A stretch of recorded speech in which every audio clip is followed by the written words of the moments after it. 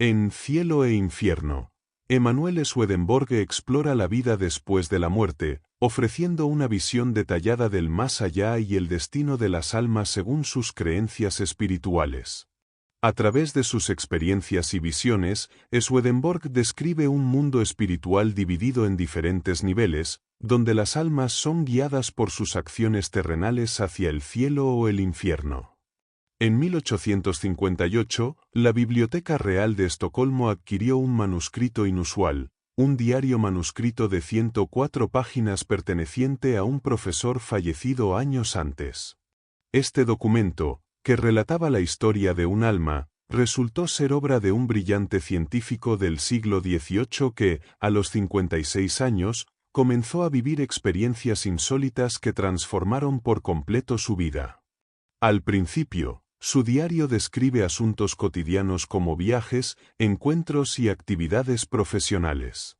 Sin embargo, tras unas páginas en blanco, aparecen registros de sueños y visiones cada vez más intensos, muchos de ellos en estados de trance. Estas experiencias, lejos de parecerle triviales, fueron anotadas con meticulosidad, pues llevaban consigo una carga espiritual profunda. Con el tiempo, los sueños se volvieron más armoniosos y empezaron a transmitir mensajes de otro mundo. Esta transición marcó el inicio de su recorrido por una dimensión espiritual que describiría en muchas de sus obras. Publicado en 1859, ese diario reveló el paso de una mente científica a una figura que muchos vieron como guía espiritual. Fue un pionero que, sin contar con la psicología ni el psicoanálisis, se atrevió a explorar la vida interior cuando pocos se ocupaban de ella.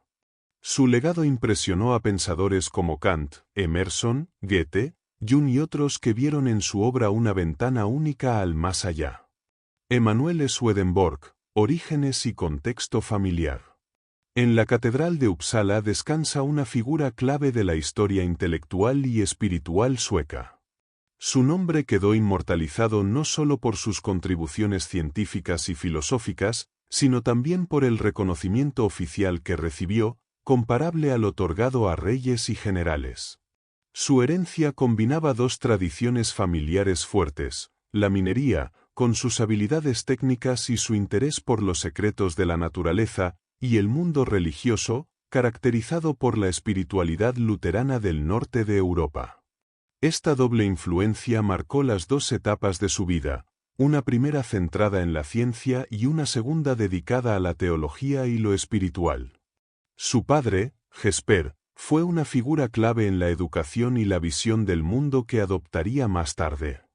Hombre culto, obispo y abierto al pietismo, transmitió a su entorno una profunda religiosidad combinada con dinamismo intelectual. No solo dejó una vasta obra escrita, sino también un testimonio de su tiempo a través de una autobiografía extensa. Este ambiente espiritual no se limitaba a la teoría. Jesper creía con firmeza en la influencia de los ángeles, el demonio y los difuntos sobre el mundo terrenal. Estas creencias no eran abstractas, sino vividas como experiencias personales que dejaron huella en su hijo. Jesper también fue una figura destacada dentro de la vida académica y religiosa sueca. Viajó por Europa para estudiar otras realidades eclesiásticas y ocupó cargos de relevancia tanto en la corte como en la Universidad de Uppsala. Su compromiso abarcó desde la educación hasta la atención espiritual, y su prestigio creció al punto de convertirse en una figura muy querida a nivel nacional. Su cercanía con los reyes, su papel en la revisión de la Biblia y su trabajo pastoral reflejan una combinación rara de acción práctica, visión intelectual y fervor religioso, que tuvo una influencia profunda en la formación y dirección vital de su hijo. Una vida forjada en la adversidad y la ciencia. El viaje hacia Londres estuvo lleno de peligros. Un encallamiento, un asalto de piratas y un malentendido con la Guardia Costera Británica retrasaron la llegada.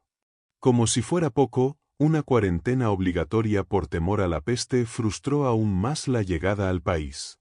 En su intento de eludir esa espera, fue arrestado y condenado a muerte, aunque salvado gracias a la intervención de figuras influyentes. Esta experiencia no lo frenó. Al recuperar la libertad, se sumergió con energía en el ambiente intelectual inglés, donde los avances técnicos y científicos eran símbolo del poder emergente del imperio. Su empeño le permitió entablar relación con figuras de renombre, entre ellas Newton, Flamsteed y Halley, lo que consolidó su presencia en los círculos más prestigiosos. Su estancia en Londres estuvo marcada por una actividad incansable. Se dedicó no solo a disciplinas científicas como astronomía, química o física, sino también a oficios técnicos y artísticos como la relojería, la arquitectura o el grabado. Visitó observatorios, laboratorios, bibliotecas y mantuvo una intensa correspondencia con su familia, donde se refleja su espíritu curioso y versátil. La vida en el extranjero le reveló el atraso de su país, algo que lo distanció emocionalmente de su padre, quien intentó forzar su regreso reduciéndole el apoyo económico. Sin embargo, se mantuvo firme, recorrió Inglaterra, amplió sus conocimientos en Francia y los Países Bajos, y fue recibido con respeto por científicos e instituciones de renombre como la Académie Royale. Durante casi 5 años recorrió los principales centros del saber de Europa. Aunque no logró conocer a Leibniz, absorbió lo esencial de las corrientes científicas y técnicas de su tiempo. Aprendió lenguas, perfeccionó habilidades y regresó a Suecia con proyectos e ideas destinados a mejorar las condiciones del país. Su equipaje no solo contenía planos e invenciones mecánicas pensadas para resolver problemas concretos en minería, transporte o defensa, sino también una visión moderna y creativa de la ciencia. En una época en la que muchas tecnologías aún no existían, su capacidad para imaginar y diseñar soluciones prácticas revelaba una combinación excepcional de pensamiento teórico y experiencia aplicada.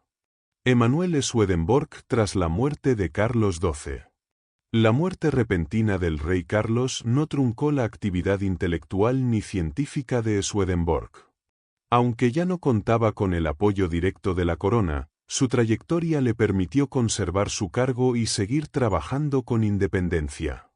Sin embargo, su distancia respecto del mundo académico le pasó factura, fue marginado de la sociedad científica que él mismo quería fundar. Aún así, lejos de desanimarse, decidió mirar hacia Europa y ampliar su influencia, traduciendo sus escritos al latín y al francés para insertarse en los debates internacionales.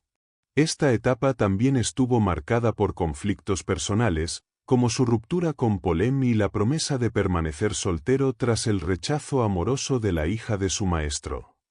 En lugar de establecerse definitivamente en otro país, decidió viajar con frecuencia para asistir a encuentros científicos, publicar sus libros y conocer los avances tecnológicos e industriales en distintas regiones.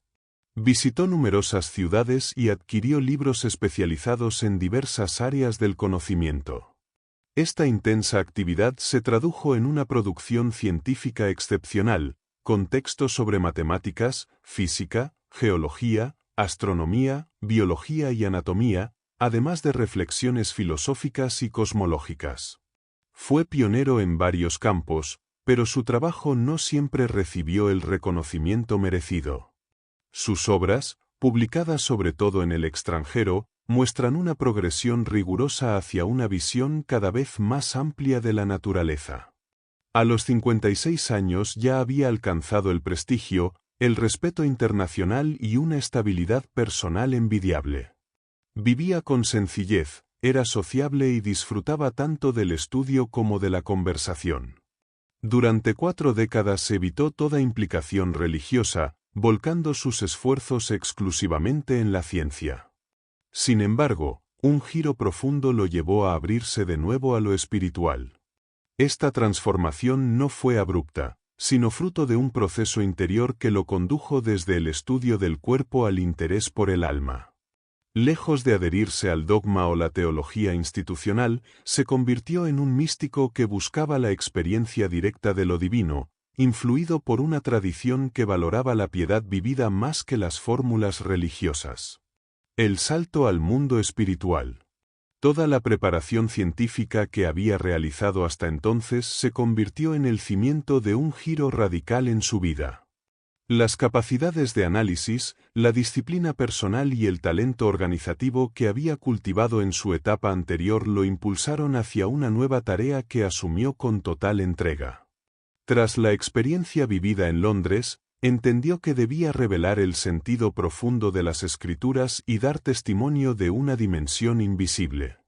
Dejó de lado sus antiguas ocupaciones, rompió con su vida pública y comenzó a escribir obras como Arcana Coelestia, convencido de estar cumpliendo una misión divina. Aunque sabía que sus experiencias lo harían parecer un loco en plena época ilustrada, obedecía sin dudar lo que sentía como una orden superior. A pesar del contexto racionalista que lo rodeaba, se mantuvo firme en su camino, incluso cuando fue acusado de herejía. Encontraba consuelo en la compañía de los seres espirituales con los que aseguraba comunicarse, y con el paso del tiempo fue llevando una vida cada vez más sencilla y reservada. Su rutina se volvió austera, vivía en una casita donde trabajaba largas horas, dormía en condiciones frías y se mantenía activo hasta una edad avanzada. Conservaba buena salud, atribuía los malestares a influencias malignas y jamás necesitó ayuda económica. Continuó financiando sus publicaciones y viajando con frecuencia, siempre rodeado de admiradores, amigos y curiosos que quedaban fascinados por su presencia y por sus relatos sobre el mundo espiritual. Lo que hacía singular su experiencia era la claridad de conciencia con la que vivía sus visiones. No eran episodios de éxtasis, sino momentos de plena lucidez en los que interactuaba con realidades visibles e invisibles al mismo tiempo. A veces con los ojos abiertos, otras a medio camino entre el sueño y la vigilia, accedía a enseñanzas que luego organizaba cuidadosamente en sus escritos. El contacto con los difuntos y con los ángeles se daba a partir de la contemplación y la oración, lo que le permitía invocar esas visiones de forma voluntaria. Su mirada, lejos de estar perdida en mundos fantásticos, estaba firmemente anclada en la meditación profunda sobre los temas que lo ocupaban. Emanuel Swedenborg como medium. La transformación de Swedenborg de científico a vidente lo convirtió en una figura singular en el ámbito de los fenómenos paranormales. Aunque hubo quienes lo consideraron un delirante, los casos documentados muestran que sus visiones resultaban sorprendentemente exactas cuando podían verificarse. Se decía que hablaba con espíritus de fallecidos, y sus afirmaciones sobre sucesos contemporáneos a menudo coincidían con los hechos. Entre los más notables está el caso del zar Pedro III, cuya muerte Swedenborg anunció en el mismo momento en que ocurrió, y otro en el que desmintió con acierto una falsa ejecución en Portugal, afirmando haber recibido la información directamente del Papa fallecido recientemente. Uno de los episodios más impactantes ocurrió en 1756, cuando estando a más de 400 kilómetros de distancia, describió con lujo de detalles un incendio que se desarrollaba en ese instante en Estocolmo. Su reacción conmocionada frente a los testigos, el relato preciso del lugar y el alcance del fuego, y la confirmación oficial posterior no dejaron lugar a dudas. La información llegó días más tarde desde la capital sueca, y coincidía con exactitud con lo dicho por Swedenborg. Incluso Kant, que solía mantener una postura escéptica, admitió la fuerza del testimonio tras haber verificado personalmente los datos en ambas ciudades. Otras experiencias reforzaron su fama. Una viuda desesperada recurrió a él para saber si su esposo había pagado una deuda. Tras consultar al espíritu, Swedenborg le indicó con detalle dónde encontrar la prueba del pago, escondida tras una tabla secreta en un mueble, lo cual fue confirmado ante numerosos testigos. También la reina Luisa Ulrica quiso comprobar si era cierto que podía comunicarse con los muertos y le pidió un mensaje de su hermano fallecido. El encuentro y la respuesta dejaron una impresión profunda en todos los presentes en la corte. Estas historias muestran la magnitud del impacto que sus dones tuvieron en su tiempo, incluso entre filósofos, aristócratas y testigos escépticos. La obra religiosa de Swedenborg. A partir de 1747 comenzaron a publicarse en Londres los volúmenes de Arcana Coelestia, una obra escrita en latín que no mencionaba autor pero donde se declaraba directamente la experiencia de comunicación constante con espíritus y ángeles. A través de estos encuentros, decía haber sido instruido en temas del más allá, como el destino de las almas tras la muerte, el cielo, el infierno y la verdadera doctrina de la fe. A pesar del escepticismo que anticipaba, sostenía que no había buscado estas experiencias, sino que le habían sido concedidas por gracia divina, del mismo modo que sucedía con los profetas bíblicos. Esta obra incluye miles de visiones, y con ella se inaugura el extenso conjunto de libros espirituales que escribió entre 1747 y 1771. Tras la publicación de Arcana Coelestia, que representa una parte central de toda su producción, continuó con obras específicas como Cielo e Infierno. La verdadera religión cristiana, la Divina Providencia o la Nueva Jerusalén, entre muchas otras. Su método se centraba en interpretar espiritualmente los textos bíblicos, explicando, por ejemplo, que la creación del cielo y la tierra en el Génesis simboliza la formación del ser interior y exterior del ser humano. Este tipo de análisis se aplica a toda la Biblia, con pasajes en los que se descifran correspondencias entre el lenguaje religioso y el desarrollo espiritual del individuo, como cuando se interpreta la luz como conciencia divina y la noche como ignorancia humana. Toda su obra se basa en una visión del universo como un organismo viviente, compuesto por múltiples sociedades espirituales que interactúan de manera armónica.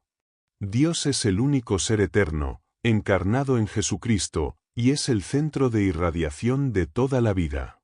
Tras la muerte, el ser humano conserva identidad, memoria, voluntad y cuerpo espiritual, lo que convierte al más allá en un mundo concreto y activo, no en un lugar de contemplación pasiva. Lo espiritual y lo físico están profundamente conectados mediante correspondencias, paisajes, animales, vestimentas y construcciones representan estados del alma, afectos e ideas. La existencia humana, más que comenzar tras la muerte, tiene su origen verdadero en la forma en que se vive cada día en la tierra. Cielo y el más allá según Swedenborg. La obra Cielo e Infierno tuvo un impacto notable desde su publicación, siendo traducida a múltiples idiomas, aunque curiosamente poco difundida en Italia. Su tema central, la vida después de la muerte, sigue siendo de gran interés en una sociedad que evita hablar de la muerte, pero que no deja de buscar respuestas sobre lo que podría haber más allá. Swedenborg ofrece una visión singular y detallada de esa existencia posterior, basada en sus experiencias místicas. A través de descripciones precisas del despertar en el más allá, muestra cómo la conciencia sobrevive a la muerte física y entra en una dimensión sin espacio ni tiempo, donde la vida continúa con una intensidad sensorial y espiritual distinta. No se trata de ideas abstractas, sino de una realidad con estructura, comunicación directa entre almas, y una luz más clara y viva que cualquier otra conocida. La transición entre esta vida y la otra no es automática ni definitiva. Existe un periodo intermedio donde cada alma, guiada con amor y libertad, se orienta según sus inclinaciones. No hay juicios externos, sino un movimiento interno hacia el bien o el mal. Este espacio de libertad es el llamado reino de los espíritus, donde cada uno se revela tal como es. No se entra directamente al cielo o al infierno, sino que se pasa por un proceso donde la persona, con plena conciencia, elige su destino. Las experiencias relatadas por quienes han estado cerca de la muerte coinciden con las visiones de Swedenborg, reforzando la idea de una continuidad real y organizada más allá del cuerpo. Este enfoque no solo propone una nueva concepción del alma y su recorrido, sino que transforma la comprensión misma de lo que significa vivir y morir. Cielo y divinidad revelados desde la experiencia directa. La interpretación literal de las Escrituras ha llevado a muchos a pensar que el juicio final implicará cambios físicos en el universo, como la caída de estrellas o la aparición visible de ángeles. Sin embargo, estas imágenes ocultan significados espirituales más profundos. El sol representa el amor, la luna la fe, y las estrellas el conocimiento del bien y de la verdad. Las nubes simbolizan el sentido literal de la palabra divina, mientras que la gloria representa su esencia interna. La revelación de estos sentidos ocultos se considera una forma de venida espiritual del Señor, accesible solo cuando el amor y la fe han desaparecido. Esta comprensión no es fruto de una creencia ciega, sino de una experiencia directa con los ángeles, otorgada para contrarrestar la incredulidad que crece incluso entre los creyentes. En el cielo no hay separación entre palabras y pensamiento, por eso no puede dividirse la divinidad en tres personas como lo hace la doctrina trinitaria. Allí se sabe y se siente que el divino es uno solo, y que todo lo santo proviene del Señor. Quienes insisten en una distinción de personas no pueden entrar en armonía con ese plano, ya que su mente se fragmenta. También quedan excluidos los que han negado al Señor o solo reconocen una divinidad abstracta sin relación con Él. En contraste, quienes nacen fuera del ámbito eclesiástico, como los paganos, no están sujetos a este rechazo. Todos los niños son guiados en el cielo a reconocer que el Señor es su Padre, y reciben educación espiritual que los conduce a una sabiduría semejante a la de los ángeles. Todo lo que hace posible la vida celestial, el amor, la fe, la sabiduría y la felicidad, procede del Señor. Él no solo gobierna el cielo, sino también la tierra, porque ésta depende directamente de aquel. La vida eterna se obtiene mediante la unión consciente con Él, que es fuente de resurrección, verdad y plenitud. Algunos espíritus que, en vida, solo reconocieron al Padre y consideraban al Señor un hombre cualquiera, fueron autorizados a buscar otro cielo. No lo hallaron, porque no existe un cielo separado del Señor. Al descubrir que la verdadera dicha no consiste en dominar ni brillar como en el mundo terrenal, muchos se sintieron decepcionados, lo que evidencia cuán alejado estaba su deseo de la naturaleza real del cielo. El cielo y el orden de los reinos. En el cielo existen dos reinos principales, el celestial y el espiritual. Estos reinos se distinguen por la forma en que los ángeles experimentan el divino, siendo los ángeles celestiales los que reciben un contacto más profundo con lo divino, mientras que los espirituales lo perciben de manera más superficial. Este contraste se refleja en las diferencias en el amor. El amor celestial está orientado hacia el Señor, mientras que el espiritual se dirige hacia el prójimo. Ambos reinos, aunque distintos, forman un único cielo, conectado a través de ángeles mediadores que permiten el flujo del divino entre ellos. La estructura del cielo se organiza en tres niveles: el superior, el intermedio y el inferior. Esta división no solo refleja un orden divino, sino también una analogía con las partes del cuerpo humano, como la cabeza, el torso y los pies.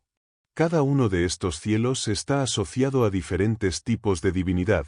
El tercero recibe lo divino celestial, el segundo lo espiritual, y el primero lo natural, que aunque parece material, también contiene elementos espirituales y celestiales.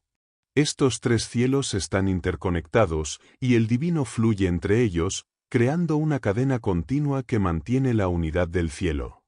A pesar de su clara separación, los ángeles de cada cielo tienen la capacidad de interactuar con otros dentro de su mismo nivel, aunque no pueden comunicarse entre sí si pertenecen a cielos distintos.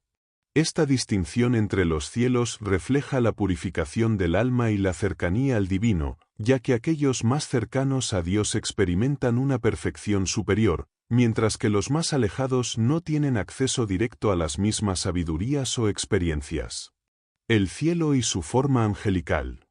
Cada sociedad refleja el cielo en una forma más pequeña, similar a cómo los ángeles representan esa realidad celestial en su forma mínima. Este principio resalta la idea de que el bien proveniente del amor y la fe es lo que constituye al cielo.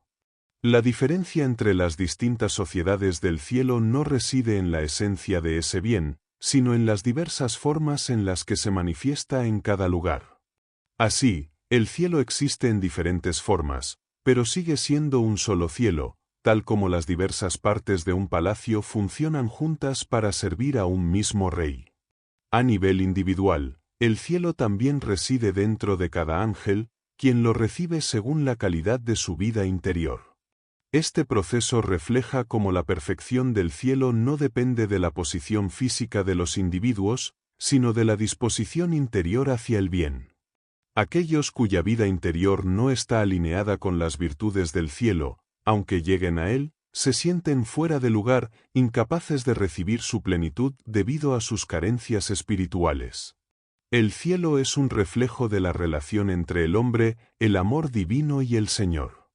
Cuando el Señor se manifiesta en las sociedades angelicales, lo hace según la calidad de la bondad presente en cada grupo. De este modo, la percepción del Señor varía según la profundidad del amor que los seres celestiales tienen por Él. Este principio resalta que el cielo no es un lugar aislado, sino que depende de la disposición del alma de cada ser, quien recibe la luz divina conforme a su pureza interior. Finalmente, el cielo se presenta como una unidad compleja formada por diversas sociedades que, aunque distintas, armonizan perfectamente para reflejar la perfección del cielo. Este concepto se aplica igualmente a la Iglesia, que, en su forma ideal, refleja el cielo en la tierra. Así, el hombre, como un ángel en forma reducida, es el vehículo a través del cual el cielo se extiende en el mundo, guiado por el amor y la fe en el Señor. El cielo, tanto en su aspecto universal como en su manifestación personal, está marcado por la unidad en la diversidad y por la manifestación del divino en todo lo que existe. La naturaleza humana y divina del cielo. La relación entre el cielo y la humanidad se basa en la naturaleza divina y humana del Señor, lo que permite que tanto el cielo como sus partes representen a un ser humano. Cada sociedad en el cielo, desde la más pequeña hasta la más grande, está estructurada de esta manera. Los ángeles, en su forma más pura y humana, perciben el divino solo en forma humana, y el Señor se presenta a aquellos que creen en Él como un ser humano. Esta concepción no es compartida por aquellos que niegan la visibilidad divina, quienes no logran ver la divinidad. Los ángeles, al recibir el bien y el verdadero del Señor, se transforman en reflejos de la perfección humana.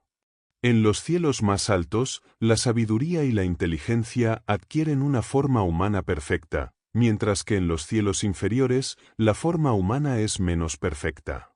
En contraste, los habitantes del infierno, al estar en el mal y en el falso, adoptan formas monstruosas. Este contraste entre los cielos y el infierno subraya cómo el bien y el mal afectan la condición humana, especialmente en cuanto a su capacidad de reconocer y recibir la divinidad. La creencia en un Dios humano es central para aquellos que son receptivos al cielo, y la idea de que el Señor es visible en forma humana es fundamental tanto en las enseñanzas antiguas como en las actuales. Sin embargo, aquellos que se alejan del cielo, ya sea por su intelecto o por el mal, pierden la capacidad de percibir esta divinidad en forma humana. Esta percepción es clave para ascender al cielo, ya que sin una comprensión del divino, el alma no puede ser elevada. El cielo y el infierno descrito según las cosas vistas y oídas. El concepto de correspondencia se extiende a todo lo que existe en la tierra, desde los seres vivos hasta los elementos inanimados. Las cosas de la tierra se dividen en tres reinos: animal, vegetal y mineral, cada uno con su grado de correspondencia con lo espiritual.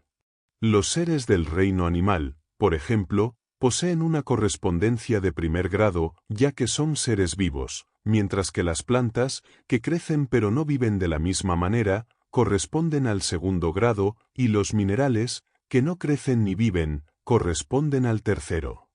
A través de estos ejemplos, se ilustra cómo cada elemento de la naturaleza refleja un principio divino y espiritual.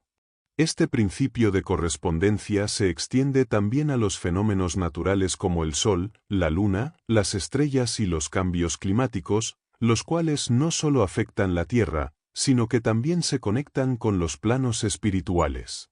La presencia o ausencia del sol, por ejemplo, genera efectos visibles como la luz y el calor, los cuales a su vez corresponden a aspectos espirituales que afectan al ser humano. A través de la naturaleza, se nos enseña cómo lo espiritual se refleja en lo material, y cómo las cosas del mundo existen y permanecen gracias a un orden divino y celestial que las conecta con el cielo. A lo largo del tiempo, los seres humanos han perdido el conocimiento de estas correspondencias, un saber que era común entre los antiguos. Aquellos que comprendían estas relaciones podían conectar su pensamiento con los ángeles, alcanzando un entendimiento más profundo de lo espiritual. Este conocimiento se ha perdido en la humanidad moderna, lo que limita la comprensión de los misterios que se encuentran en las escrituras sagradas, que están escritas en un lenguaje lleno de correspondencias espirituales. A través de las correspondencias, los seres humanos pueden acceder a un entendimiento más profundo de la realidad, reconociendo que todo en la naturaleza tiene un propósito divino. El cielo y el calor en el cielo. La luz celestial no es natural, sino espiritual, emanando del Señor como un sol que representa el amor y la verdad divina. Esta luz, diferente a la luz natural del mundo, se percibe de manera distinta según la pureza de la verdad divina que los ángeles reciben. En los cielos, la luz se manifiesta con variados tonos según el reino celestial, espiritual o la sociedad en la que se encuentren los ángeles, reflejando su nivel de sabiduría y comprensión de la verdad divina.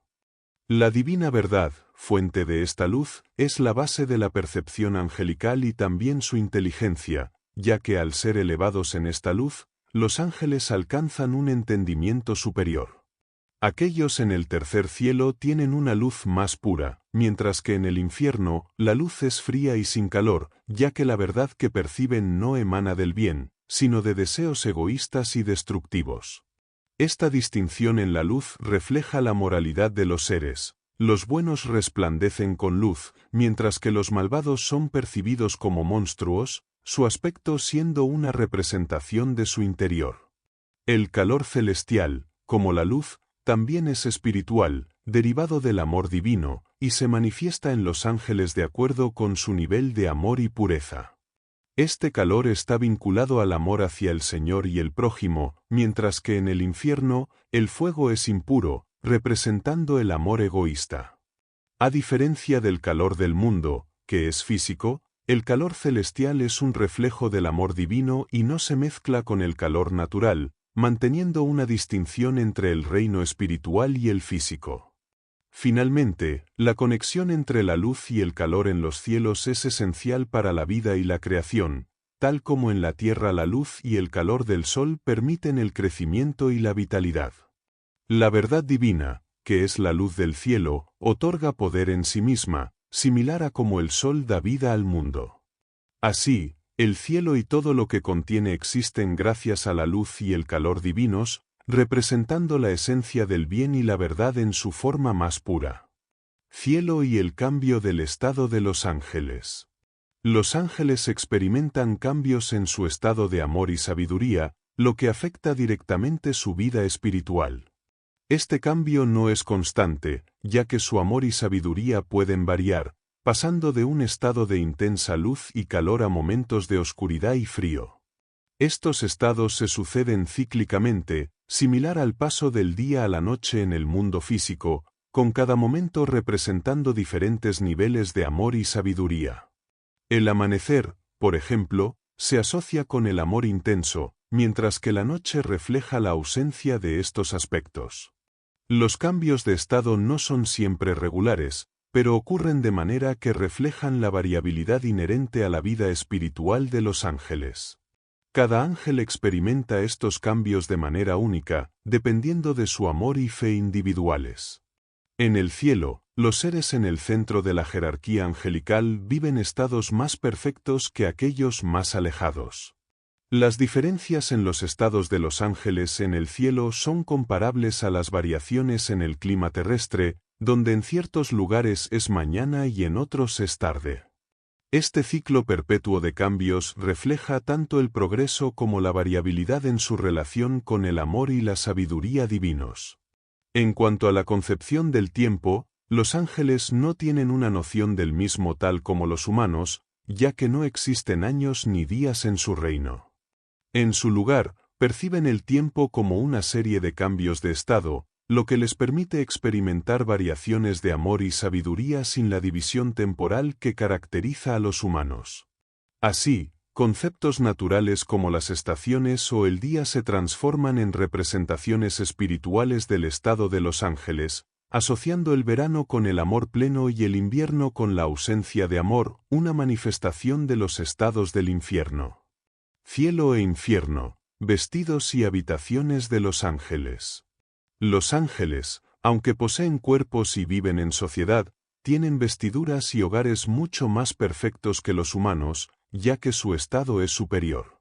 Las vestimentas de los ángeles reflejan su inteligencia y sabiduría, y esta relación se traduce en diversos tipos de ropas, que varían desde las más brillantes, similares a llamas, hasta las más sencillas, de colores variados, según el nivel de entendimiento de cada uno. En el cielo íntimo, los ángeles son desnudos, lo que simboliza la inocencia pura. Además, las ropas no son solo simbólicas, los ángeles las sienten, tocan y cambian según su estado espiritual. Las vestiduras son otorgadas por el Señor y reflejan cambios en su interior. Las viviendas de los ángeles en el cielo son también reflejos de su estado espiritual. Estas casas, en muchos casos similares a las terrenas, varían en belleza y magnificencia según el nivel espiritual del ángel. En algunas áreas del cielo, los ángeles viven en ciudades organizadas, con calles y plazas, mientras que en otras, habitan en lugares aislados, más elevados. Las viviendas no se construyen como en el mundo material, sino que son un regalo del Señor, asignadas de acuerdo con la recepción del bien y la verdad. Estas casas reflejan la conexión del ángel con el amor y la sabiduría divinos. Las estructuras celestiales no solo sirven como moradas físicas, sino que representan una correspondencia con lo divino. Los edificios y jardines en el cielo están adornados con elementos que evocan la perfección del arte celestial. Cada parte de la vivienda refleja aspectos del amor, la sabiduría y la inteligencia. Esta percepción espiritual es tan profunda que los ángeles se sienten más atraídos por la armonía interior de sus entornos que por su apariencia exterior. Estas construcciones y sus detalles se presentan como un testimonio del dominio divino sobre el cielo, un espacio de perfección y pureza. La forma del cielo y sus implicaciones. La estructura del cielo es reflejo de la organización interna del universo, en la cual cada sociedad celestial y cada ángel representan diferentes aspectos de un ser humano. La disposición del cielo sigue una jerarquía, en la cual los más sabios ocupan el centro, mientras que aquellos con menos sabiduría se encuentran en los bordes. Además, la disposición geográfica dentro del cielo está determinada por las afinidades espirituales. Los seres que siguen el bien y el amor habitan en una dirección, mientras que los que siguen la verdad habitan en otra. Esta organización refleja el orden divino y la forma en que los ángeles se comunican entre sí. Cada ángel es parte de un orden divino que se manifiesta en su comportamiento y pensamientos. El cielo se estructura en base a principios que se derivan de la Escritura, y solo aquellos que siguen estos principios logran restaurar la imagen del cielo en sí mismos.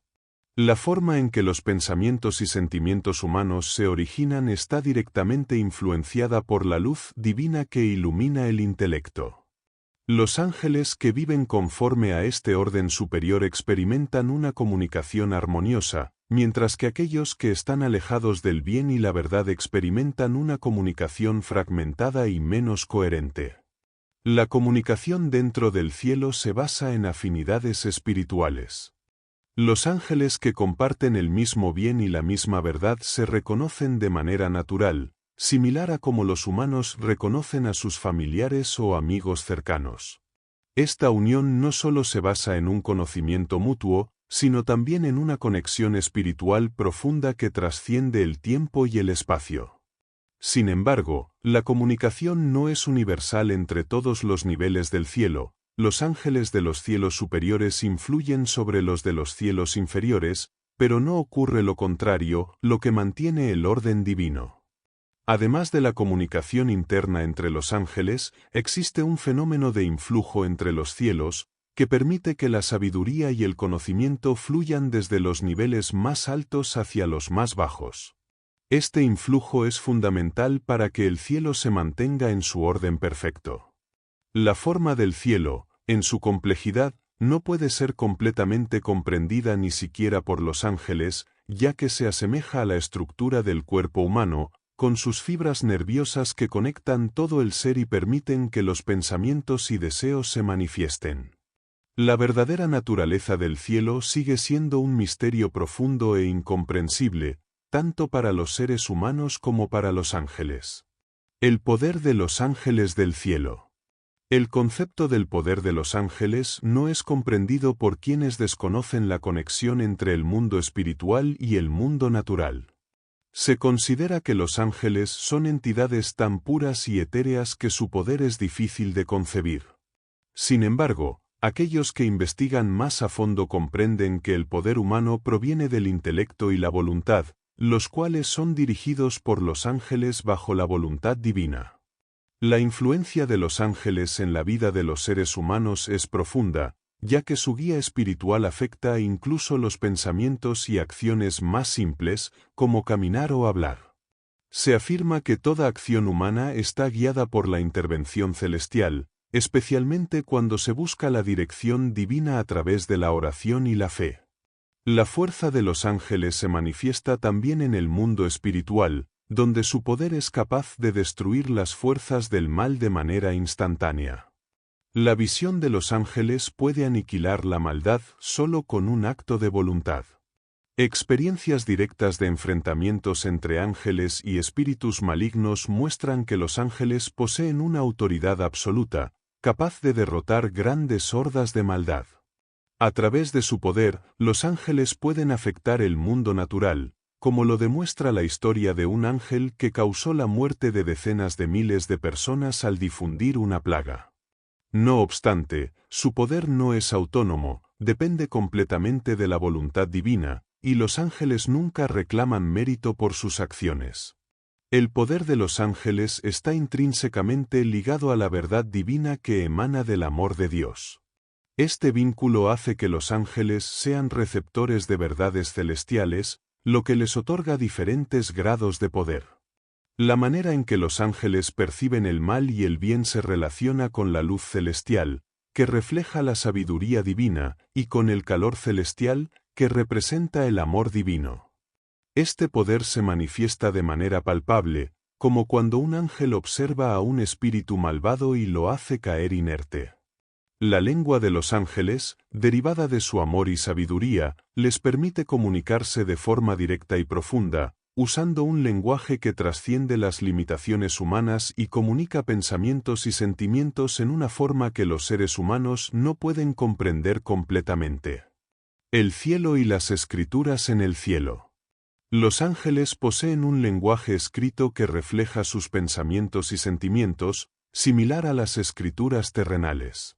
Estos escritos son considerados sagrados, y se ha explicado que la verdadera instrucción se recibe a través de la escritura divina, la cual conecta el cielo con el mundo humano. En los textos angelicales, las palabras no solo transmiten significados literales, sino también secretos ocultos en las letras y sonidos, que se revelan solo a aquellos capaces de interpretarlos. En particular, se menciona que las letras hebreas y sus formas contienen significados profundos que reflejan la sabiduría divina. La escritura celestial se distingue por su complejidad, especialmente en los cielos superiores, donde los ángeles utilizan una forma de escritura distinta a la humana. En lugar de palabras, emplean números y símbolos que, como las letras, están impregnados de secretos. Estos escritos son naturales para los ángeles, surgiendo espontáneamente de sus pensamientos. La escritura, ya sea en forma de palabras o números, tiene un poder más allá de la comprensión humana, ya que encierran conocimientos profundos que los seres humanos no pueden captar plenamente debido a sus limitaciones sensoriales y cognitivas. La sabiduría celestial de los ángeles, especialmente de aquellos en los niveles más altos del cielo, supera enormemente la comprensión humana. Esta sabiduría no está limitada por preocupaciones terrenales y es alimentada por el amor divino y el deseo de compartir el conocimiento con los demás. A través de la luz divina, los ángeles logran un entendimiento que trasciende la lógica humana, capaz de transmitir conceptos complejos en pocas palabras. Esta sabiduría es una comunión continua de bienes y conocimientos, reflejando la perfecta armonía y el amor que reina en el cielo. Cielo y paz en el mundo espiritual. La paz del cielo es un estado divino que trasciende la comprensión humana. Solo aquellos capaces de elevar su mente, alejándose de lo corporal, pueden llegar a percibir algo de esta paz, que está intrínsecamente ligada a la inocencia y la pureza. Estas dos condiciones celestiales, la paz y la inocencia, son originadas directamente por el Señor y son la base de la alegría y el bienestar que experimentan los ángeles. La paz no solo emana del Señor, sino que está vinculada a la unión divina entre Él y los ángeles, constituyendo una fuente inagotable de felicidad y gozo celestial. Este concepto de paz difiere radicalmente de la paz entendida en el mundo terrenal, que se asocia principalmente a la ausencia de conflictos o a la calma temporal. Los ángeles señalan que, aunque en la tierra se habla de paz como el fin de guerras y disputas, la paz verdadera solo proviene del Señor, afectando profundamente el corazón y la mente de los seres espirituales. En los cielos, la paz es una experiencia interna profunda, visible solo a aquellos que han alcanzado la sabiduría y la verdadera pureza, mientras que aquellos atrapados en el mal no experimentan una paz genuina, sino una falsa tranquilidad superficial. La relación entre el ser humano y el cielo se ve reflejada en la presencia de espíritus, tanto buenos como malignos, que influyen en su vida diaria. Los espíritus buenos unen al ser humano con el cielo, mientras que los espíritus malignos lo conectan con el infierno. Este contacto espiritual permite a las personas experimentar la libertad interior, ya que sus decisiones y pensamientos están en constante equilibrio entre el bien y el mal. Así, la vida humana es una interacción continua entre el cielo y el infierno, dependiendo de los espíritus que lo acompañan y de la voluntad que cada individuo ejerce en su vida cotidiana. El vínculo entre el cielo y el hombre a través de la Escritura. El entendimiento profundo de las cosas revela que todo en el universo está relacionado con una causa primera, y este vínculo es fundamental para la existencia. El ser humano, creado con la capacidad de establecer una conexión con lo divino, comparte con los ángeles su voluntad e intelecto, lo que le permite unirse al cielo tras la muerte si sigue el orden divino. Sin embargo, la humanidad rompió este vínculo al dirigir su atención al mundo externo. Como consecuencia, se estableció la Escritura como mediadora para restaurar la conexión con el cielo, ya que, sin ella, la humanidad habría perdido su capacidad racional al desvincularse de la luz divina. La Escritura, según los ángeles, posee una sabiduría infinita, no solo en su estructura general, sino en cada una de sus palabras, reflejando el pensamiento divino. A pesar de su aparente simplicidad, su significado interior es esencial para la unión del hombre con el cielo. Los seres humanos, al comprender solo el sentido literal, ignoran el profundo significado espiritual que los conecta directamente con las verdades celestiales. Este vínculo espiritual entre el hombre y el cielo a través de la Escritura es crucial para que la humanidad conserve su luz y sabiduría divinas. La revelación, que en tiempos antiguos era directa e inmediata, fue reemplazada por un conocimiento mediado por las correspondencias en la Escritura. Esta relación entre el cielo y el hombre, que alguna vez fue comprendida a través de las correspondencias, sigue siendo accesible hoy en día mediante el sentido interior de las palabras divinas. Aquellos que, incluso fuera de la Iglesia, reconocen lo divino y viven según el amor, también reciben instrucción celestial después de la muerte. Sin la Escritura, el hombre estaría totalmente desconectado del cielo, perdiendo su capacidad racional y espiritual. Cielo e infierno descritos según lo visto y oído por él.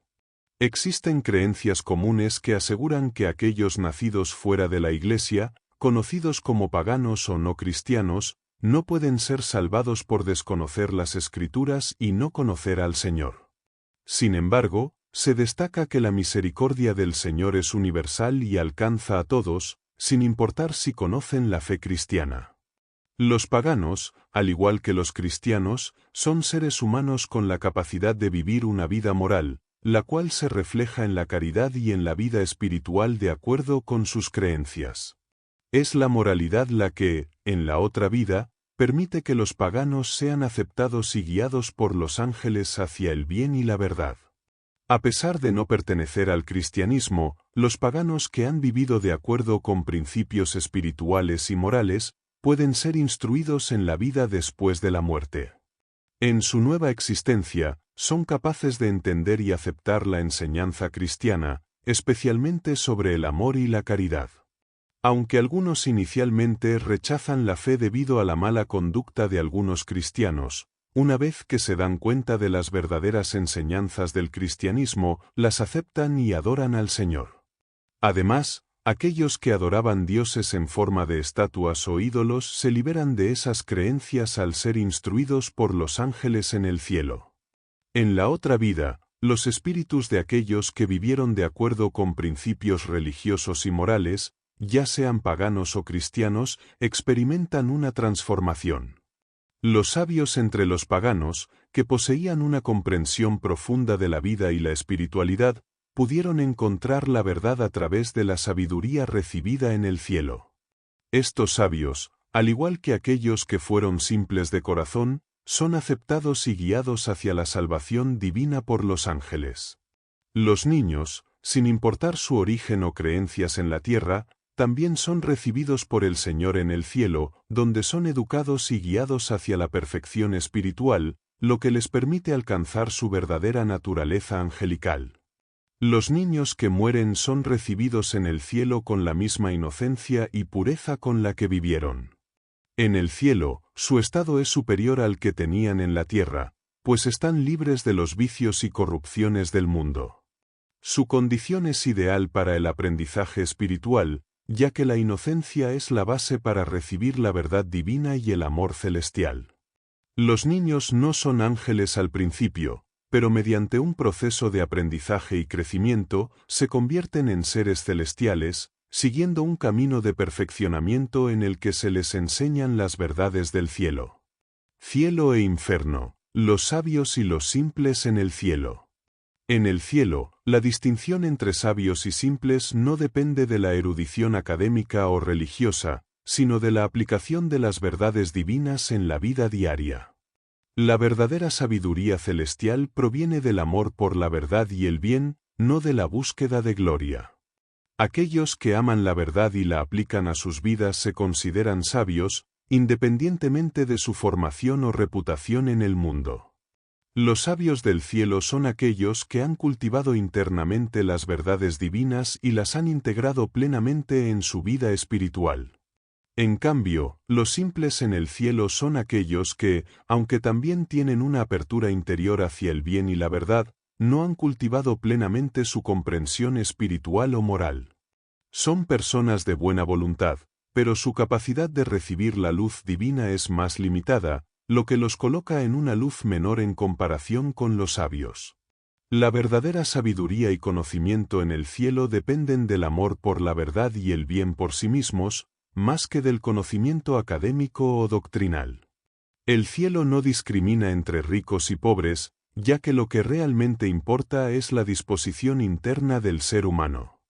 No es la riqueza material lo que determina el acceso al cielo, sino la fe, el amor y las acciones justas. Los ricos, al igual que los pobres, pueden alcanzar la gloria celestial si sus pensamientos y sentimientos están alineados con lo divino. La riqueza, cuando no se busca de manera egoísta ni se convierte en un fin en sí misma, no impide la entrada al cielo. La verdadera diferencia entre los ricos y los pobres radica en su actitud hacia la vida y hacia los demás. La acumulación de bienes materiales no es incompatible con una vida espiritual, siempre que no se convierta en el centro de la existencia de la persona. Aquellos que viven según principios de justicia y sinceridad, sin perder de vista lo divino en sus corazones, son igualmente recibidos en el cielo.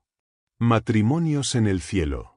El matrimonio en el cielo se entiende como la unión de dos almas en una sola, donde el hombre y la mujer se complementan, reflejando la naturaleza original de la creación. El hombre, asociado con el intelecto, y la mujer, con la voluntad, forman una unidad perfecta cuando ambos aspectos actúan al unísono. Este tipo de unión, cuando desciende al cuerpo, se percibe como amor conyugal. Este amor no es simplemente una atracción física, sino una manifestación espiritual profunda, en la que los esposos se consideran una sola entidad, en lugar de dos ángeles separados. La esencia del matrimonio celestial radica en la armonía entre el intelecto y la voluntad, algo que no se encuentra en los matrimonios terrenales.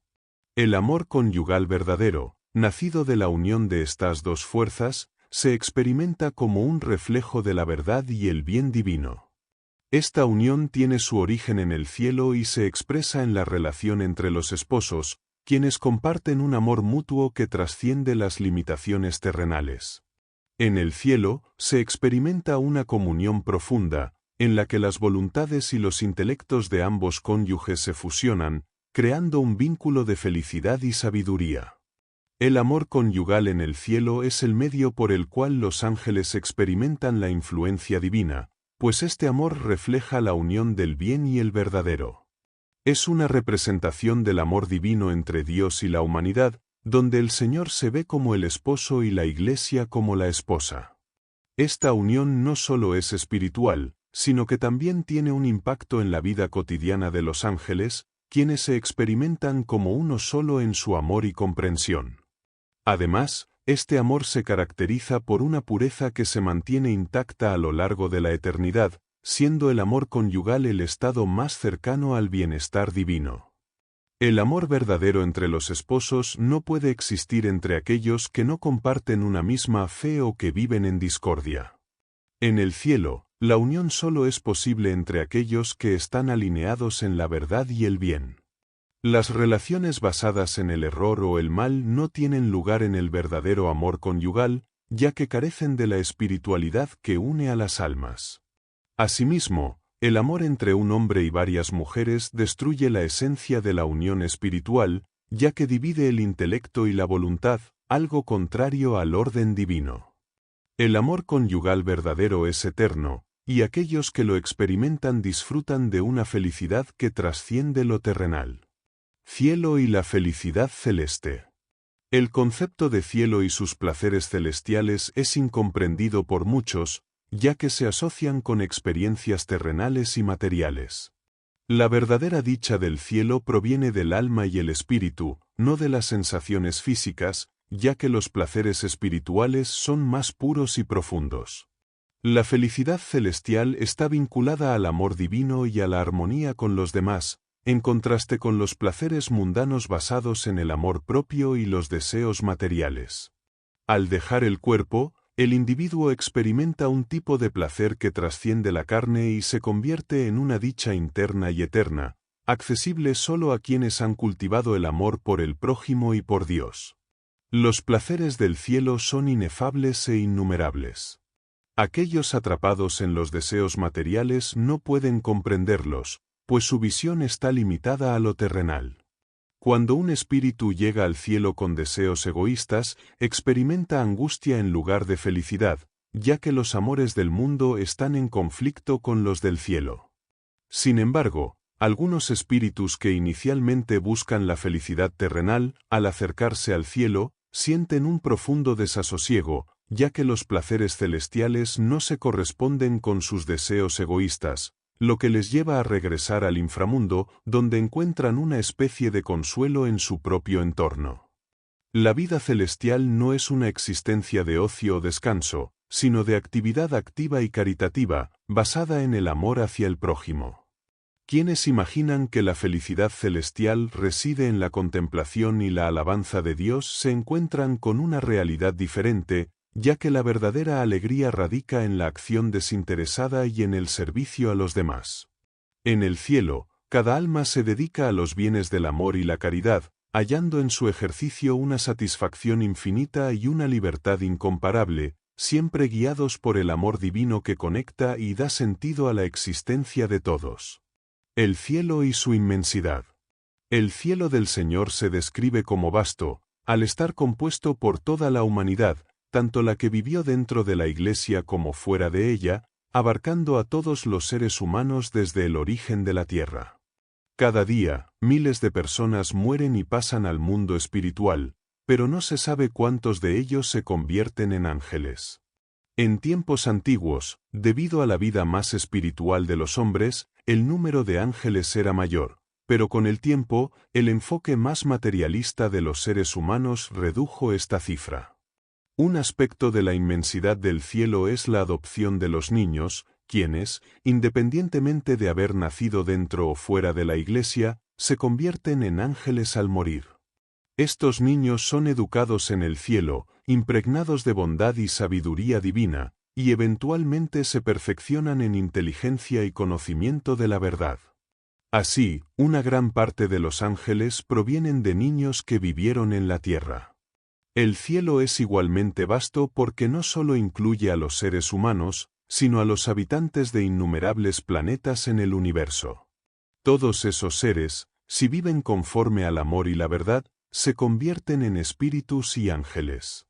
De acuerdo con los ángeles, aunque existen millones de planetas habitados, todo esto no es más que una fracción de la grandeza de la creación divina. Además, el cielo se extiende de manera que siempre hay espacio para más, sin límite ni cierre, contrario a la creencia de algunos que piensan que el cielo se cierra una vez lleno.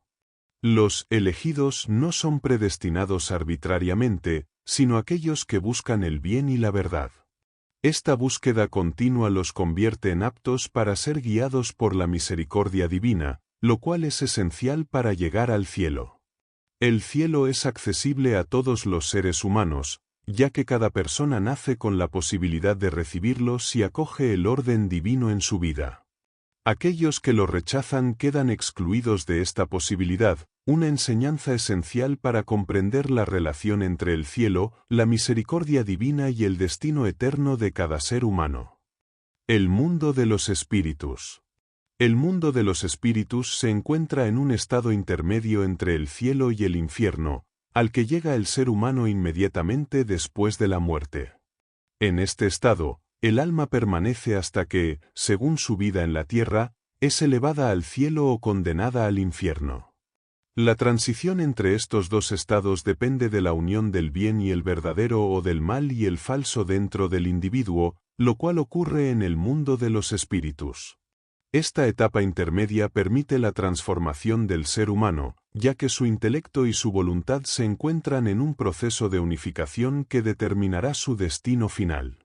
La unión del intelecto y la voluntad es esencial para comprender cómo el ser humano se prepara para su destino eterno. El intelecto recibe la verdad y la voluntad busca el bien.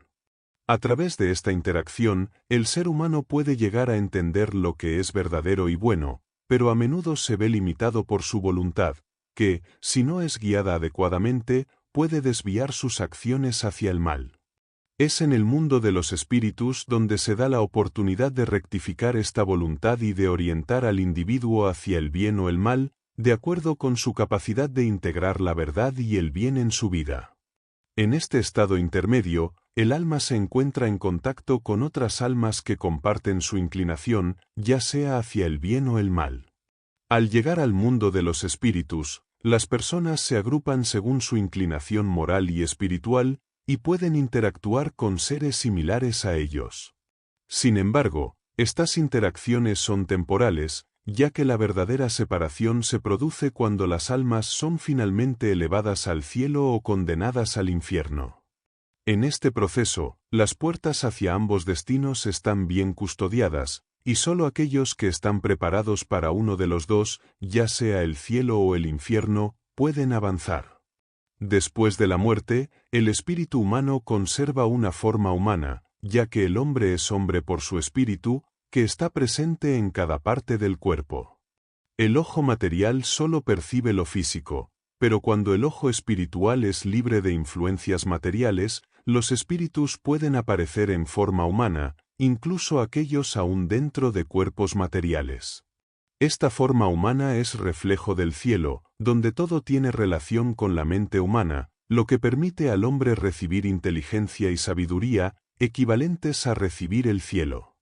Sin embargo, aquellos que se oponen a estas verdades divinas no pueden comprenderlas, ya que su voluntad está dirigida hacia el falso y lo malvado.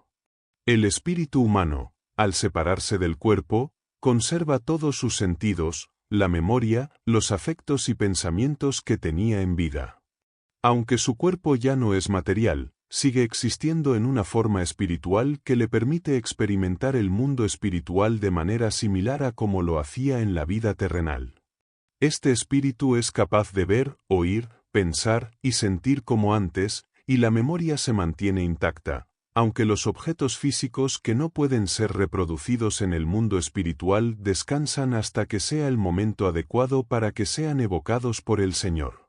A pesar de esta continuidad de la vida en el más allá, existe una gran diferencia en la percepción y comprensión, ya que los espíritus en el cielo tienen una visión mucho más clara y profunda comparada con la vida en la tierra. La transformación del espíritu después de la muerte incluye cambios en su apariencia, que reflejan los afectos y deseos dominantes del individuo. Los rostros de los espíritus son una representación de su interioridad, y esta transformación es más notoria en aquellos que han vivido en falsedad o hipocresía. La belleza de los espíritus está vinculada a la pureza de su amor hacia las verdades divinas. Cuanto más interior y verdadero es el amor, más hermosa es la forma espiritual. Los espíritus del cielo, especialmente aquellos más elevados, poseen una belleza que supera cualquier representación artística. Este estado de perfección está relacionado con la naturaleza misma del cielo y refleja cómo todo lo bueno y verdadero, derivado del Señor, se manifiesta en una forma humana, que es la del cielo mismo. Después de la muerte, la vida de cada persona permanece igual a como fue en el mundo, reflejando las acciones y obras realizadas durante su existencia. Según los principios cristianos, el juicio final se basa en la vida que uno ha llevado, siendo recompensados los buenos y condenados los malvados. Las Escrituras afirman que el juicio se llevará a cabo según las acciones de cada individuo, y que las personas con buenas obras irán al cielo, mientras que quienes hayan actuado mal serán destinados al infierno. Este juicio es una manifestación de la vida exterior de cada uno, que refleja su vida interior a través de las obras. Las acciones de una persona son el resultado de su voluntad y pensamientos. Si estos son buenos, las acciones también lo serán; si son malos, las obras lo reflejarán igualmente. Cada acción, aunque externa, tiene un origen interno relacionado con la voluntad y el amor de la persona. Este amor, sea celestial o terrenal, determina el destino del ser humano después de la muerte. El amor verdadero no puede separarse de la fe, y cuando la fe no está acompañada por un amor celeste, pierde su poder espiritual. Así, el amor y las acciones de cada individuo determinan su destino eterno. Lo que queda después de la muerte es el amor en acción, es decir, la vida misma de la persona. El amor dominante de un individuo, ya sea celestial o infernal, lo define eternamente. Los espíritus siguen el amor que predomina en su ser y se agrupan con otros que comparten la misma inclinación. Aquellos que están en el amor celestial van al cielo, mientras que los que se guían por un amor terrenal se dirigen al infierno. Así, el amor y las acciones que una persona lleva a cabo son inseparables de su ser, y determinan no solo su destino espiritual, sino también su apariencia y carácter en la vida después de la muerte. Tras la muerte, El ser humano atraviesa 3 estados antes de dirigirse al cielo o al infierno. El primero está relacionado con su exterioridad, el segundo con su interioridad y el tercero con la preparación para el destino final. Algunos son elevados al cielo o enviados al infierno inmediatamente, si han sido regenerados o si su maldad interior es evidente. Los que aún no han alcanzado esta preparación son retenidos en el mundo de los espíritus, donde se les guía y se ajustan a los principios divinos. En este primer estado, la persona permanece en su exterioridad, es decir, en los comportamientos y gestos que mostraba en la vida terrenal. Aunque su espíritu está en otro plano, los recién fallecidos no perciben inmediatamente su nueva realidad, ya que su vida continúa como si estuvieran en el mundo físico. La percepción de la muerte se desarrolla lentamente, y se sorprenden al ver que siguen siendo reconocibles por los amigos y seres queridos. La vida moral y social que llevaron en la tierra persiste en esta fase, pero gradualmente se hace evidente que el verdadero destino de cada espíritu depende de su interioridad, ya que las acciones exteriores no son lo que determina el acceso al cielo o al infierno. El segundo estado del ser humano tras la muerte está ligado a su interioridad, un ámbito donde la mente, la voluntad y el pensamiento se activan mientras que las disposiciones externas quedan en un estado latente. En la vida cotidiana, la gente puede mostrar una exterioridad que no siempre refleja su interior, actuando de acuerdo con normas sociales o con fines propios, como sucede en el caso de los hipócritas que exteriorizan comportamientos de devoción mientras en su interior predominan creencias egoístas. En contraste, aquellos que se encuentran en el bien logran que sus pensamientos internos coincidan con sus acciones externas, creando una armonía entre lo que piensan y lo que hacen. El pensamiento y la voluntad son los aspectos fundamentales que determinan la interioridad humana. Estos provienen del mundo espiritual y constituyen el espíritu del ser humano. El cuerpo, por su parte, solo es vida mientras está conectado al espíritu, ya que en la otra vida el ser humano permanece fiel a su interioridad, que refleja su verdadera naturaleza. Cuando se supera el primer estado, el ser humano entra en un estado donde su pensamiento y voluntad internos prevalecen, lo que lo convierte en un ser verdaderamente libre y pleno. En este estado, el espíritu actúa de acuerdo con sus propios deseos y el pensamiento se funde con la voluntad, sin la necesidad de las restricciones sociales que existían en su vida terrenal. Una vez que el espíritu alcanza este estado, su verdadera naturaleza se revela completamente. Aquellos que vivieron guiados por el bien y la conciencia se sienten como si despertaran de un largo sueño, experimentando una nueva claridad y un gozo interior que no conocían en su vida anterior. En cambio, aquellos que vivieron en el mal, liberados de las restricciones sociales, actúan de manera irracional y descontrolada, revelando sus verdaderas intenciones. Esto puede resultar en comportamientos astutos, vengativos y hasta criminales, ya que al no haber más apariencias que mantener, su interioridad se manifiesta sin restricciones. Sin embargo, sus acciones no pasan desapercibidas, ya que lo que ocultaban en vida se hace visible en este nuevo estado. El tercer estado del ser humano después de la muerte se refiere a la fase de instrucción para quienes están destinados al cielo, y no aplica para aquellos que van al infierno. En este último caso, no pueden ser educados, ya que se han entregado completamente a un amor destructivo, lo que los lleva a rechazar todo lo bueno y verdadero que conocieron. En cambio, quienes se dirigen al cielo pasan por una preparación a través de la instrucción, esencial para poder entender lo espiritual, especialmente lo relacionado con el bien y el mal. Esta educación no se obtiene en la tierra, sino que debe ser impartida en el cielo, mediante la enseñanza divina contenida en la Escritura. La instrucción en el cielo es proporcionada por ángeles de diversas sociedades, especialmente de las regiones del norte y el sur, quienes son expertos en el conocimiento del bien y del verdadero. Existen diferentes lugares de enseñanza adaptados a las características de cada espíritu, donde se les prepara según su capacidad para recibir la sabiduría celestial. Aquellos que han recibido cierta formación en la vida terrenal son elevados al cielo por un camino diferente, mientras que otros necesitan pasar primero por una purificación en el cielo para liberarse de influencias materiales que aún arrastran. Los espíritus que reciben esta instrucción en el cielo no se basan en la memoria, sino en la vida misma. La comprensión espiritual se integra en ellos de manera orgánica, reflejando su interioridad y su disposición a vivir conforme a las enseñanzas divinas. Así, aquellos que han aprendido las verdades espirituales en la tierra a través de una vida moral y justa pueden ser preparados rápidamente para entrar en el cielo. Este proceso culmina con la transformación del espíritu, que es revestido con vestiduras angelicales y guiado hacia su sociedad celestial, donde finalmente experimenta la dicha y la bienvenida de los ángeles. El mundo de los espíritus, misericordia y la vida celestial. Aquellos que no comprenden la naturaleza del cielo ni la forma en que se puede acceder a él suelen creer que la salvación es un acto de misericordia inmediata.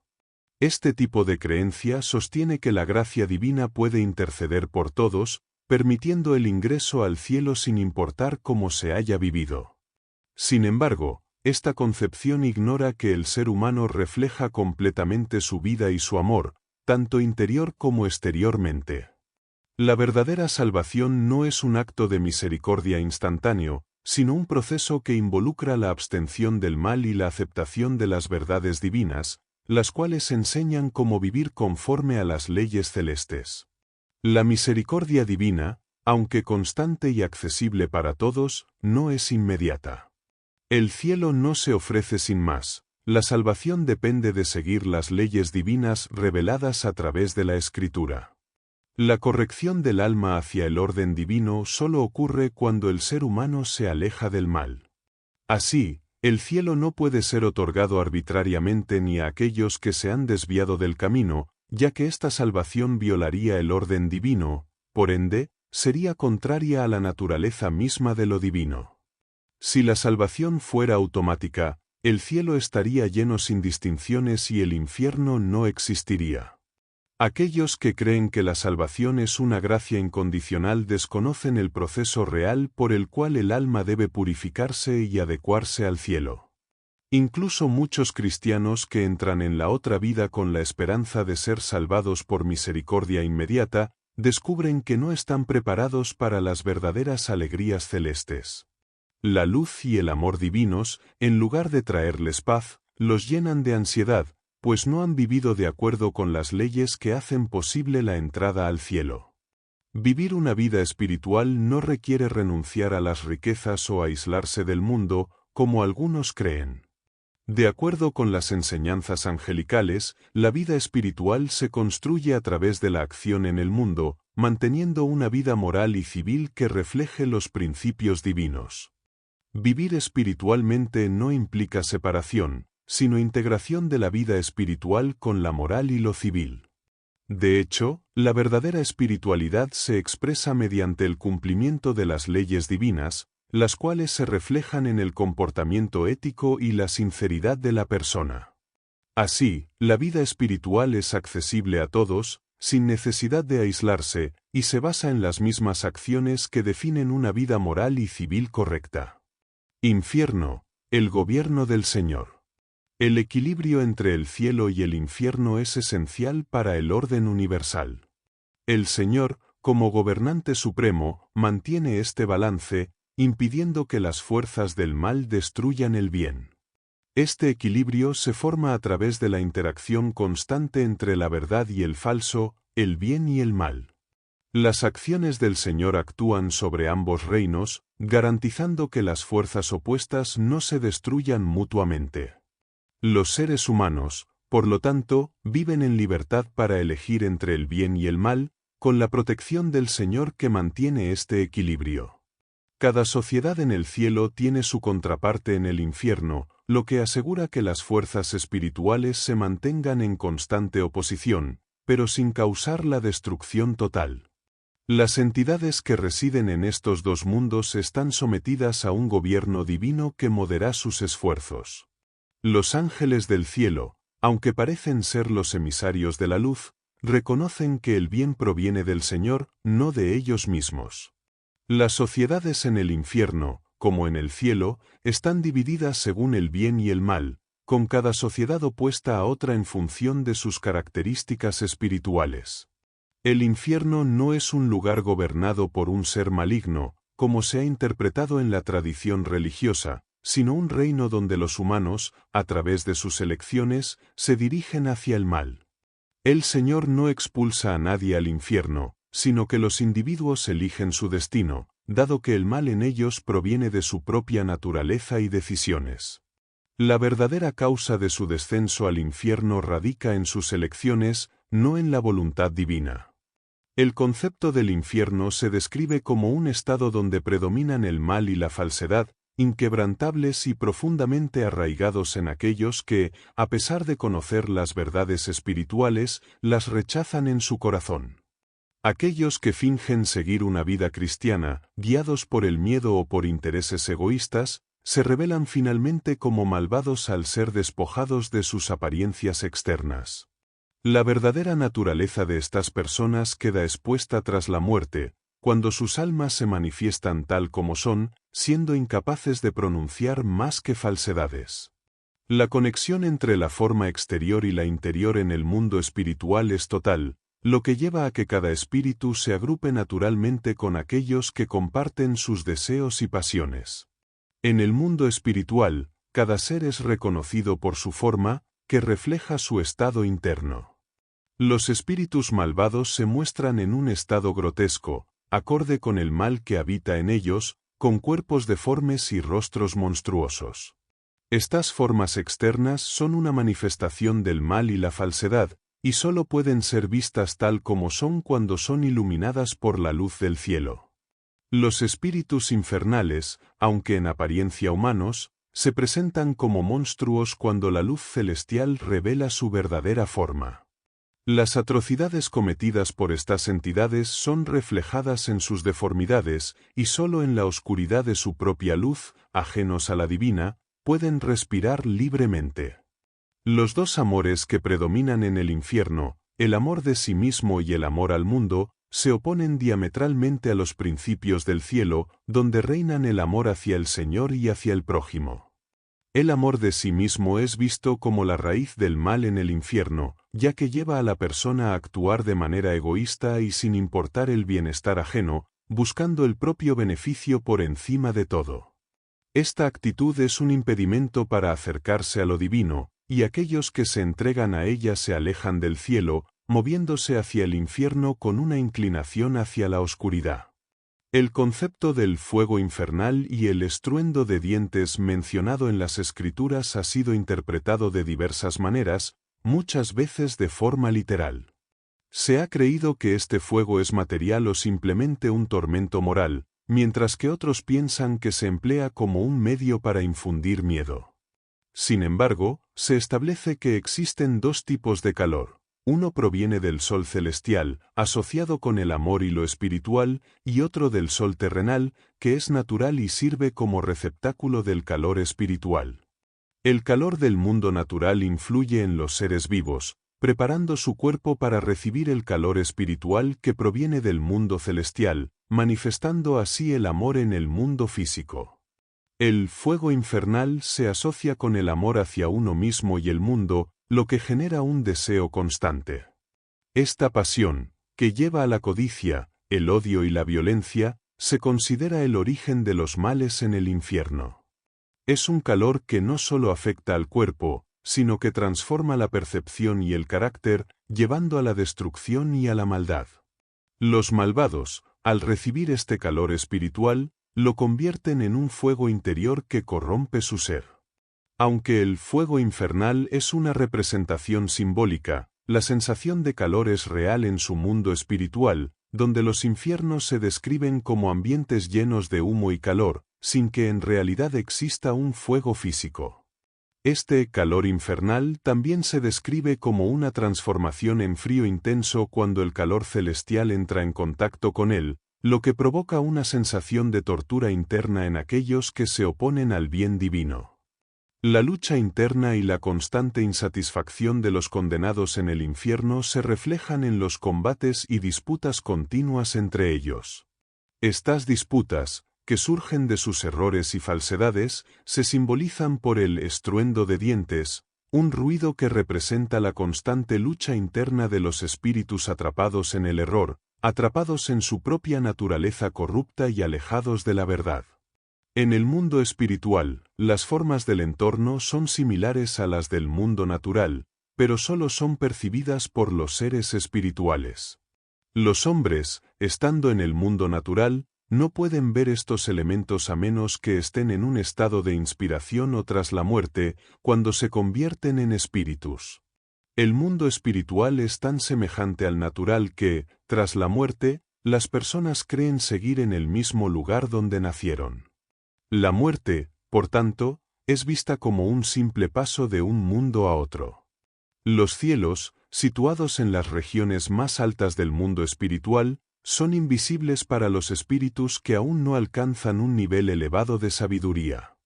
En el mundo de los espíritus, los buenos pueden ver a los malos, pero estos no pueden ver a los buenos. Los infiernos, en cambio, permanecen cerrados, solo siendo visibles en su entrada cuando se abren para permitir el paso de espíritus. Estos lugares infernales están ubicados bajo montañas, colinas y llanuras, y son descritos como oscuros y sombríos, adecuados a las inclinaciones de aquellos que habitan en ellos, quienes niegan lo divino. La estructura de los infiernos es compleja y jerárquica. Están dispuestos en regiones que corresponden a la oposición de los cielos, comenzando en el oeste y extendiéndose hacia el norte, donde los sufrimientos son más intensos. Los infiernos varían en su naturaleza, algunos son como cavernas, otros como bosques oscuros o desiertos áridos. Cada tipo de mal, como el odio o la venganza, crea un ambiente acorde con su esencia, resultando en una gran variedad de infiernos, cada uno adecuado a las afinidades de los espíritus que los habitan. Estos lugares están interconectados por pasajes o exhalaciones, formando un sistema vasto y complejo. Gracias por acompañarnos en este recorrido por cielo e infierno de Emanuel Swedenborg. Esperamos que estas reflexiones te hayan inspirado a profundizar en el estudio de la vida después de la muerte, la naturaleza de los espíritus y las experiencias que, según el autor, definen el más allá. Queremos agradecer a Swedenborg por compartir su visión del mundo espiritual, ofreciendo una perspectiva única que amplía nuestra comprensión sobre la conexión entre lo terrenal y lo celestial, así como las experiencias de los espíritus en el más allá. No olvides suscribirte, dejar tu comentario y compartir este vídeo si te ha sido útil. Nos vemos en el próximo resumen.